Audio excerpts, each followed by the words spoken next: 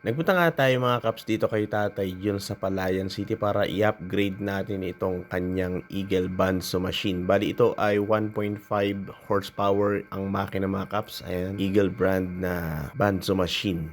Bali napanood nga pala ni Tatay Jun yung pag-upgrade natin ng ating torque Banso from 1 horsepower na makina, ginawa nating 2 horsepower. So ito rin yung gusto niyang gawin natin dito sa kanyang Banso machine kasi ang problema nito ay naglalagot din mga kaps. Lagutin yung talim, kaya naman ito. Madali lang naman tong i-upgrade mga kaps, tatanggalin lang natin yung makina, tapos papalitan natin ng pulya and then i-convert natin ito into a normal fan belt. Well, batay nga dun sa pagtingin ko dito mga kaps, hindi na natin tatastasin yung pinaka-base nitong makina. Kasi dun sa aking ginawa mga kaps ay tinastas pa natin yung base para ibaba ng konti yung makinang ikakabit natin. So dito hindi na natin siya babaguhin. Yan na mismo yon. Ibubutas na lang natin yung pinaka-base nung itong makina na to para ma-mount natin dun sa dating pinaglalagyan nitong stock na makina. Bali magpapamasin siya pa ako mga kaps dito ng pulya kasi yung nabibili ay maliit yung butas, usually 25mm yung butas niya. So 2.5 inches yung diameter nung pulya na gagamitin natin, yung single belt lang para maging maganda yung play at clearance nung motor dito sa loob. Pansamantala ko nga munang bibitinin ng inyong panunod mga kaps para i-introduce sa inyo ang pinakabagong cooling handy fan ni Gujudok. Well, ano bang meron sa cooling handy fan na ito? Gaya ng dati meron siyang digital smart LED display at pwedeng-pwede kang mamili sa iba't ibang kulay. Gun color, macaron purple, dark gray, macaron pink, storm gray at plain blue. Maganda nga yung sinend ni Gujudok sa atin na kulay at nagustuhan nga natin. Bagay na bagay itong portable handy fan na ito mga kaps dun sa mga kaps natin na init na init.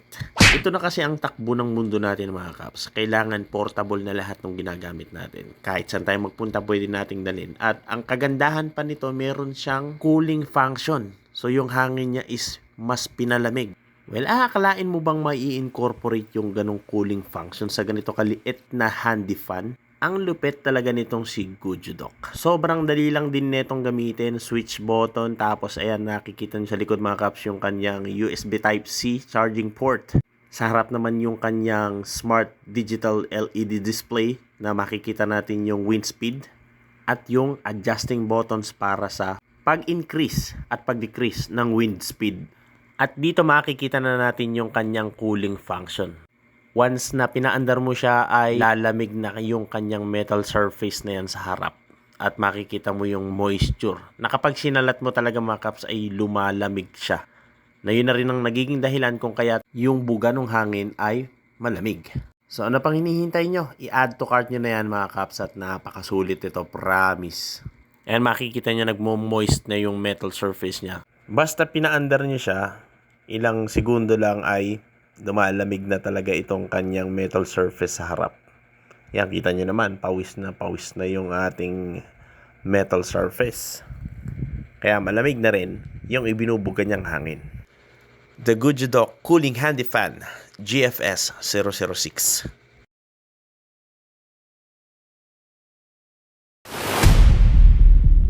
Going back to the topic mga kaps, at ayan nga, hindi ito kasyang pulya na ito.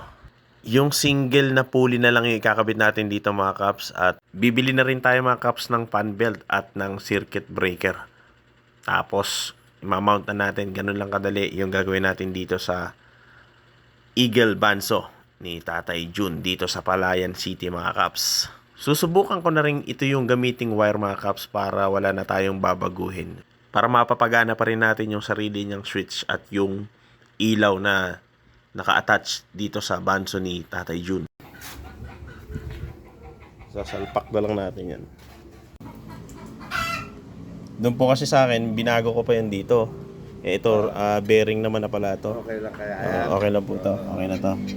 Tapos bearing na din yung sa likod niya. Tapos may bearing ka dyan. Dito sa ilalim meron din. Ayan o, dalawa.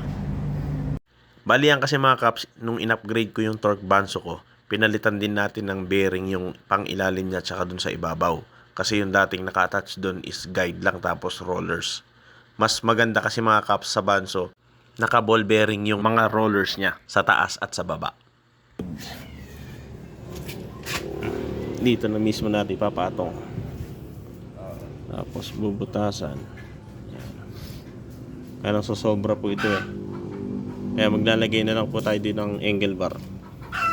Tapos butas, tornilyo. Tapos pulya. Lagay yung pan belt. Tapos andito pa rin yung adjuster ng panghigpit. Yan. Okay. Yun, ganun lang. Madali lang i-convert.